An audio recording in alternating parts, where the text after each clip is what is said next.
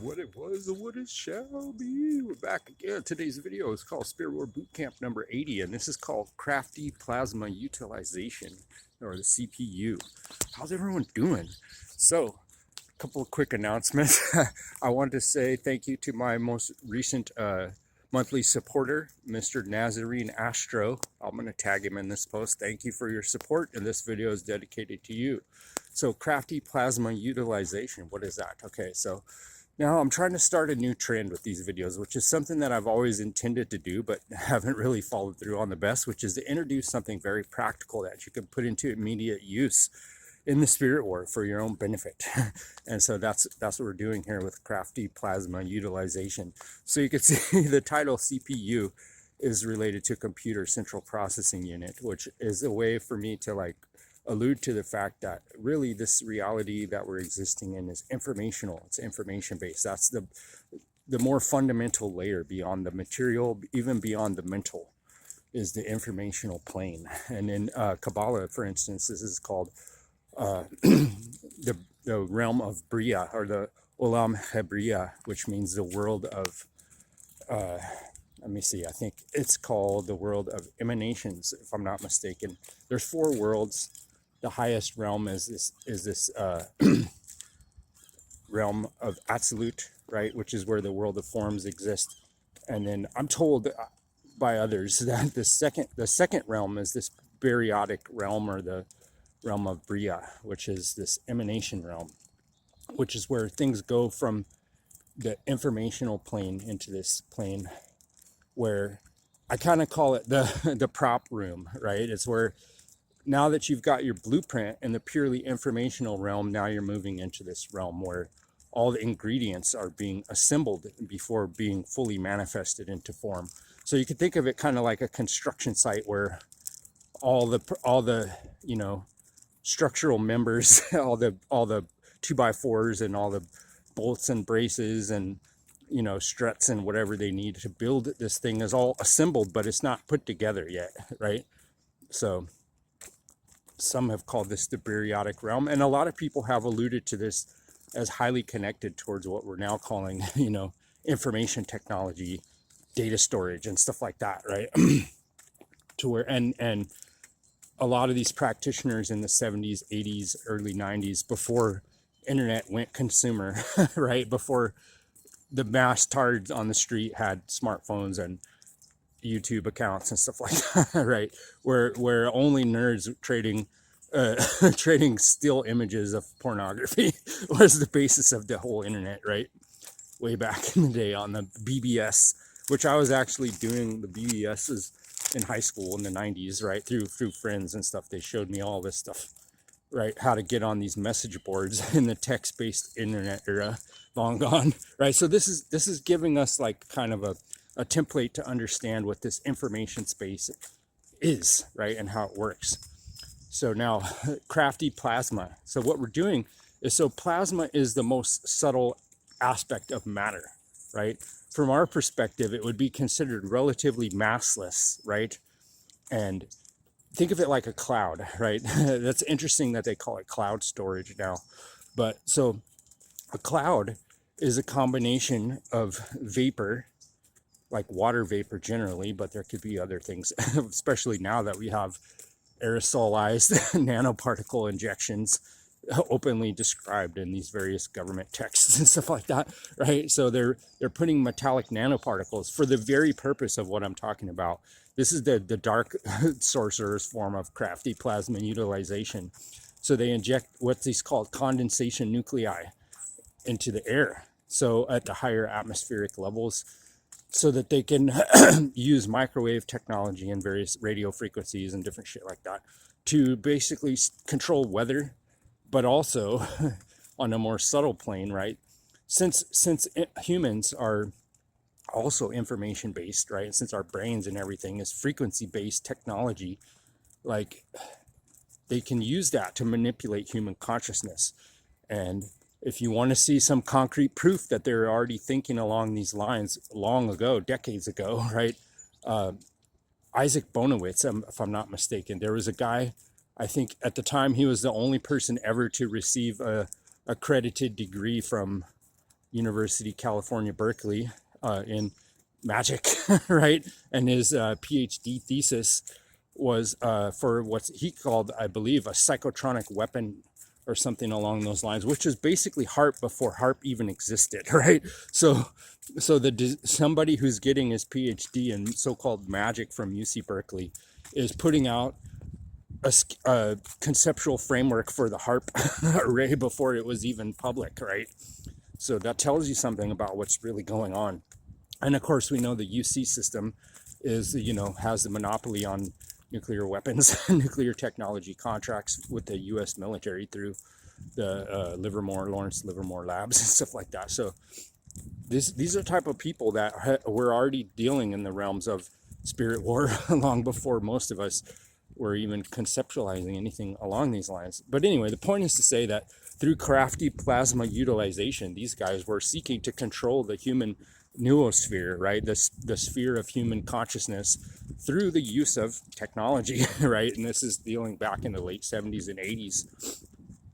And so this is reality. This is what I'm using to just kind of ground people into this. Now, so after giving the theoretical framework already for a third of this video, let's try to say, how do we make this practical? Well, the idea is that, like I said, plasma is the most subtle form of matter, and it's kind of the interface layer between the material realm and this ideational realm, the information realm, the energy realm on the subtle level, right?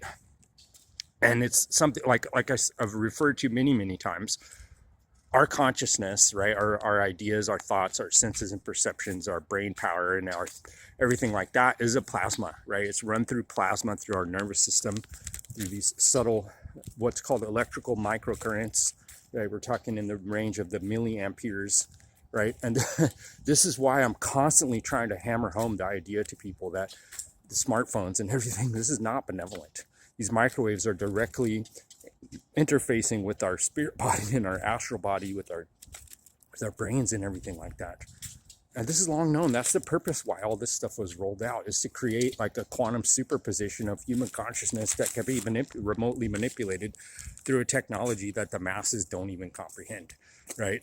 So anyway, we're plasma based, right? Our so-called astral body, our light body, and our brains, our nervous system, all that is plasma based, right? So this shows that we have the power to interface with this level of reality. So now let's try to understand the scientific concept of plasma. So we're talking here about what's called CAPS, C-A-P, cold atmospheric plasma, right? So this is, most plasmas are very high energy. Fire is a low energy form of plasma. Lightning is plasma, and so on.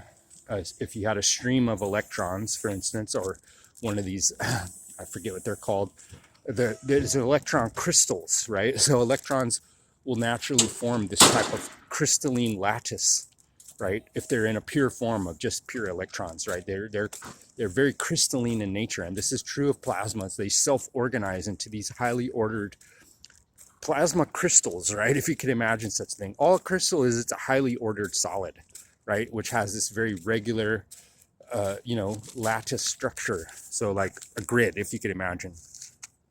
So this is the form that plasma naturally tends to take and wants to take, right? So if you're trying to engineer plasma, it's very, very helpful to have this concept in mind.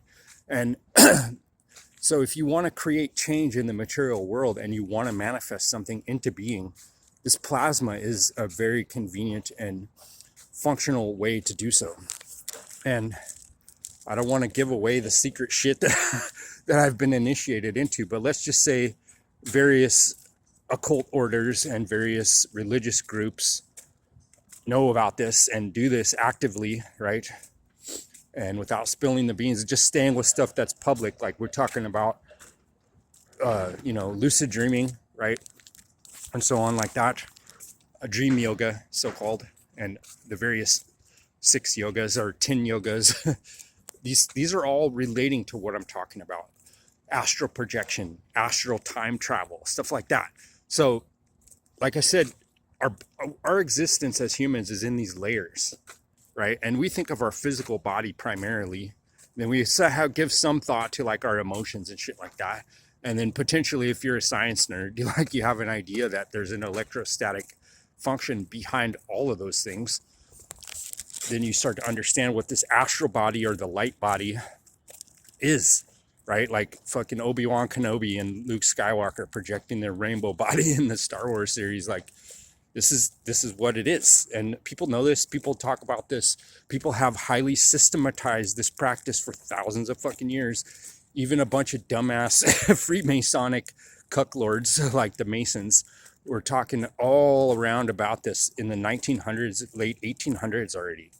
Okay, publicly, let's just say, because obviously this is something that they've personally been practicing much longer than that. And this is, so going back to even ancient Egypt, we have the Ka and the Ba and these different 7 souls and 7 subtle bodies that were described by the Egyptians and utilized by them to gain immortality. So this is giving you the idea. So, okay, so trying to get it back to something practical.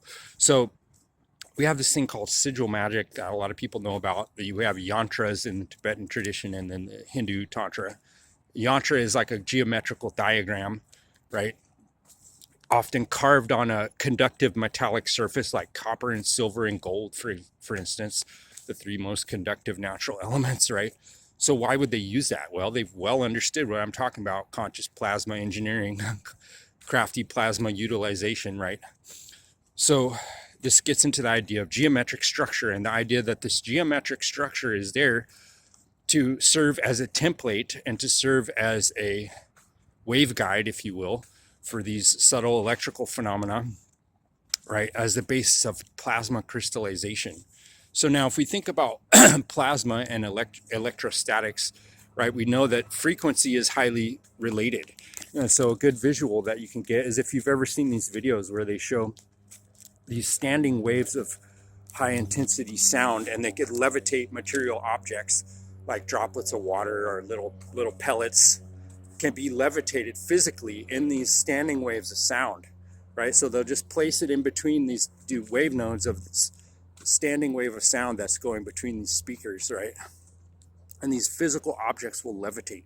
So what's that showing you is that there's a wave-based substrate that's capable of affecting physical matter, levitating it, and so on through this waveguide system. And so this is akin to what we're creating here with crafty plasma utilization, as you're creating an ordered structure of thought form, of physical geometry that serves as a template to condense your chosen reality, right? And I have numerous experiences of this functioning in real life for people. Like, I'll give one quick example. Like, at one time I was working with rune magic, and I went to this place and I was working with a detailed ritual that was described to me by someone.